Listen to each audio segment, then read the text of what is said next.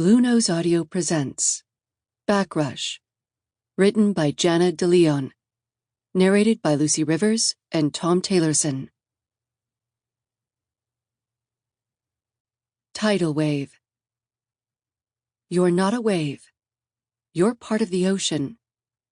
Mitch Albom. Chapter 1.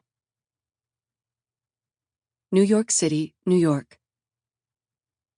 Alayna Scott looked out from the rooftop patio at the city sprawling before her. It was close to midnight, but lights from the buildings, streetlights, and the holiday decor filtered through all but the darkest alleys. She pulled her coat tighter around her body as a cold December wind touched her face. A few seconds later, tiny snowflakes began to fall. It was beautiful, and yet still somewhat overwhelming.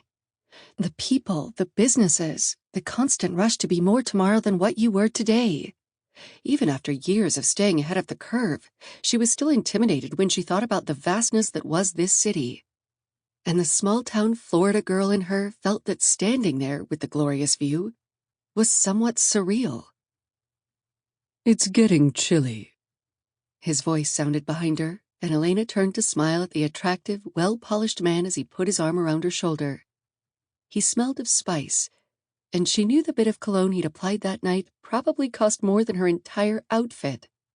Warren Patterson III was considered by the New York social scene to be one of the most eligible bachelors in the city. He came from an old-money New England family, the kind with a summer home on Martha's Vineyard, a villa in Italy, and political ties. He was Harvard-educated and at 35 years of age, ran one of the most successful hedge fund firms in the city. But the list of attributes didn't end there. Warren was handsome and never missed his gym workout. And he was charming. Everyone who met him liked him, which meant his party invitation list was almost as long as the list of women looking to land him. When he'd asked Alayna out, she'd been shocked. She knew the women on the social registry who'd been gunning to add Patterson to their last name thought their relationship was a fling, one of those things that rich boys did, dating beneath them for sport or entertainment value. No one took it seriously. To be honest, neither did Alayna. Not at first.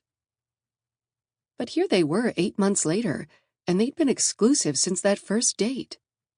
Alayna saw the smirks every time they attended one of these events, and she saw the whispers and knew they were all about her, how she wasn't suitable.